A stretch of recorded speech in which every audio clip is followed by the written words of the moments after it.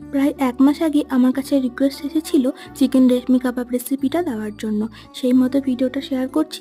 প্রথমে ৫০০ গ্রাম চিকেনে দেবো লেবুর রস, পরিমাণ মতো নুন, কাজু বাদাম বাটা, আদা রসুন কাঁচা লঙ্কা ধনেপাতা বাটা, টক দই, ফ্রেশ ক্রিম, চিজ স্প্রেড ও অল্প গুঁড়ো চিনি। আর মশলার মধ্যে দেবো গরম মশলা, এলাচ গুঁড়ো, জিরের গুঁড়ো, গোলমরিচ গুঁড়ো, অল্প বিট নুন। এগুলো একবার মিশিয়ে নেব। শেষে ২ চামচ ঘি ও ২ চামচ ময়দা দিয়ে আরও একবার মিশিয়ে নিয়ে ১ ঘন্টার জন্য রেস্টে রাখবো। এবার ১ ঘন্টা পর চিকেনগুলোকে ছোট ছোট কাঠির মধ্যে ভরে নিয়ে অল্প বাটার দিয়ে এগুলোকে সেদ্ধ হওয়ার জন্য দেবো। ৭ থেকে ৮ মিনিটের জন্য লো টু মিডিয়াম ফ্লেমে এগুলোকে ভেজে নেব। এবার গ্যাসে অল্প সেঁকে নিলেই রেশমি কাবাব তৈরি। কিন্তু আমি একটু এক্সট্রা ফ্লেভারের জন্য এবার অ্যাড করব পেঁয়াজ ও ক্যাপসিকাম। অল্প নুন দিয়ে এটা ভাজা হয়ে গেলে চিকেনের যে বাড়তি মশলাটা ছিল তার মধ্যে গুঁড়ো দুধ দিয়ে ওটাকেও দিয়ে দেবো। এই মশলাটা তেল ছেড়ে দিলে চিকেনটা দিয়ে ফ্রেশ ক্রিম দেবো। ভালোভাবে একবার মিশিয়ে নিয়ে এটাকে সার্ভ করব।